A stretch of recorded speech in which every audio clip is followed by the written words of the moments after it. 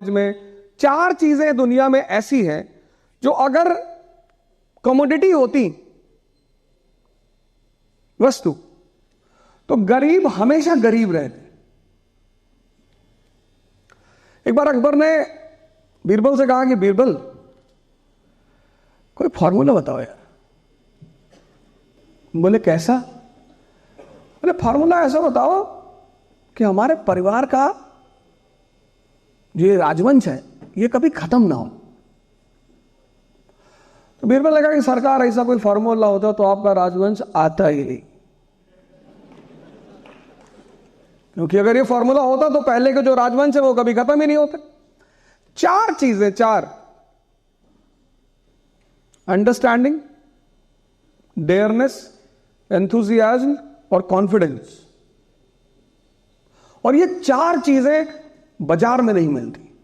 अगर ये मिलती तो अमीर इसको मोनोपोलाइज कर लेता, और जब मोनोपोलाइज कर लेता तो चंद्रगुप्त कभी सपना ही नहीं देख पाता सम्राट बनने का। समझ चलो, सिद्धांत अगर नहीं समझ में आता तो कहानी। एक बुढ़िया माता के घर में एक चोर कूदा रात में, तो बुढ़िया माता की नींद टूट गई। तो उन्होंने चोर को बुलाया अपने पास। बोले बेटा, तो चोर तो डर गया। तो बुढ़िया माता ने कहा बेटा डरने की कोई जरूरत नहीं है, मेरी बहू से मेरा झगड़ा है और मैं तुम्हें बता दूंगी कि इस घर में कहां कहां पैसा रखा है, कहां गहना रखा है, कहां धन रखा। मैं चाहती हूं कि मेरी बहू बर्बाद हो जाए। चोर तो बड़ा खुश हो गया कि यार उतरते ही फ्री निकल गया, ये तो पहला अटेम्प्ट दी है, प्री क्वालिफाई कर गए। निकल जाता है प्री कभी कभी। अब देखो, जिसके कॉन्सेप्ट नहीं क्लियर है ना, उनका मेंस फंसेगा। चोर तो बैठ गया माता जी के पास। माता जी बोली कि देखो बेटा, मैं तुझे सब बता दूंगी, उस खिड़की में क्या है, वहां क्या है, उस बॉक्स के नीचे क्या, लेकिन तुझे मेरी कहानी सुननी पड़ेगी। चोर लगा माता जी सुनाओ। तो बुढ़िया माता ने कहानी सुनाना शुरू किया। कहा कि बेटा एक बार मैं राजस्थान गई, राजस्थान के मरुस्थल में मैं घूम रही थी और घूमते घूमते मैं मरुस्थल में खो गई। और जब खो गई तो चील के एक झुंड ने मेरे ऊपर हमला कर दिया, और जब उसने हमला किया तो मैं चिल्लाई, पंकज पंकज पंकज। तो बुढ़िया माता के बेटे का नाम था पंकज। निकल आया, उसने चोर को देखा, बहुत मार मारा। तो तुक्के में फ्री अगर निकल भी जाए तो बेस में अगर कॉन्सेप्चुअल क्लियरिटी नहीं है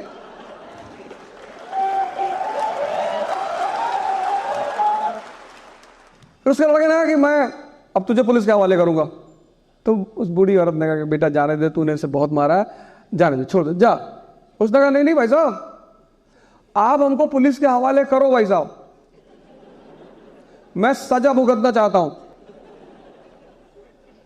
लड़के ने कहा क्यों?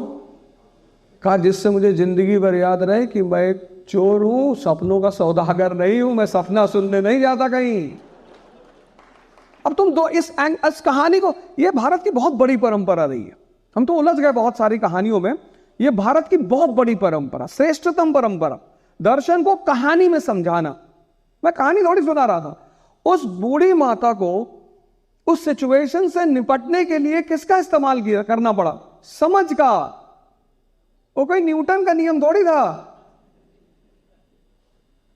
जब भी जिंदगी में परिस्थितियां तुम्हारे सामने आती हैं, जब भी, तो कौन तुम्हारी मदद करता है? तुम्हारी समझ। अब ये समझ क्या है? दिल्ली की गद्दी पर जो भी बैठा उसकी लड़ाई राजस्थान से जरूर। क्यों?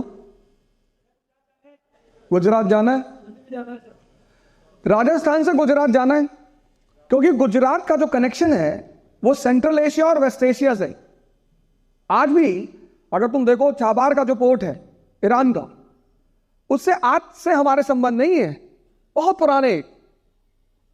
बसरा इराक का पोर्ट है। बसरा, छाबार, ग्वादर और लोथल, ये 4 नाम सुने? बसरा कहां है? इराक में। छाबार कहां है? ईरान में। ग्वादर कहां है? पाकिस्तान में। और लोथल गुजरात में। ये 4 पोर्ट पूरी दुनिया की इकोनॉमी संभालते थे, संभालते हैं और संभालते रहेंगे। पूरा वेस्ट और ईस्ट का ट्रेड इन 4 पोर्टों पे डिपेंड करता है, पूरा। तो जिसको भी इस ट्रेड पे कब्जा करना है, 2 रास्ते हैं उसके पास। एक रास्ता सिल्क रूट वाला है कि आप इंडिया से निकले पंजाब, पंजाब से फिर आप अफगानिस्तान, अफगानिस्तान से ईरान, सेंट्रल एशिया। लेकिन ये जो रास्ता है रूट ए वाला, सिल्क रूट वाला, खतरनाक रास्ता है। ट्राइब्स है, लूटमार, युद्ध। अभी देखो कैसे युद्ध चल रहा है। तो एक दूसरा रास्ता निकालना था, मैरीटाइम, समंदर के रास्ते से। तो गुजरात पर कब्जा करना ही था। तो दिल्ली को गुजरात पर कब्जा करना है। अब दिल्ली और गुजरात के बीच में है राजस्थान, तो लड़ाई होगी। क्योंकि जिनको शौक है लड़ना, ऐसे पढ़ाई आपका अगर शौक बन जाए तो ये कंपटीशन आपके लिए माइनस हो जाएगा।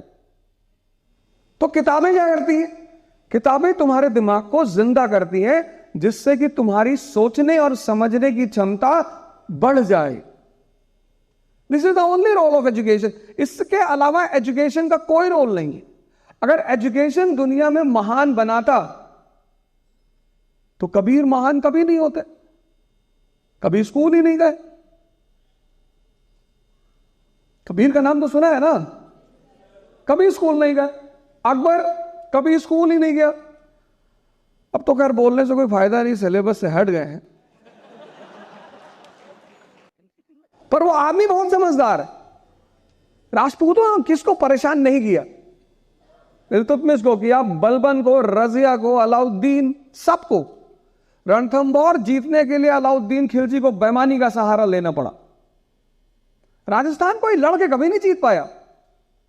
एक तो टरेन बहुत टफ है, आधे से ज्यादा आदमी को तो टरेन मार डालेगी, मरुस्थल। ज्योग्राफी बहुत सारी चीजों को डिसाइड करती।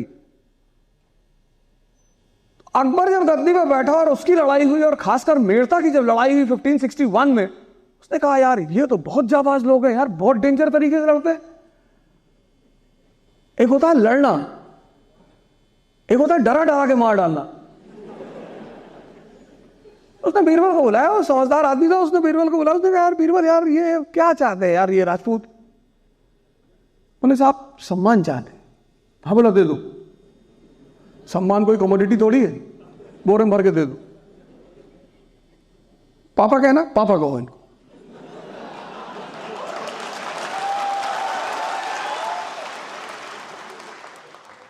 बोले साहब दूसरी चीज क्या चाहिए? बोले दूसरी चीज इनको चाहिए, इनको लड़ाई करना है साहब, युद्ध इनका शौक है साहब। अरे बोला बहुत अच्छा है यार, अफगानिस्तान में पोस्टिंग करो इनकी।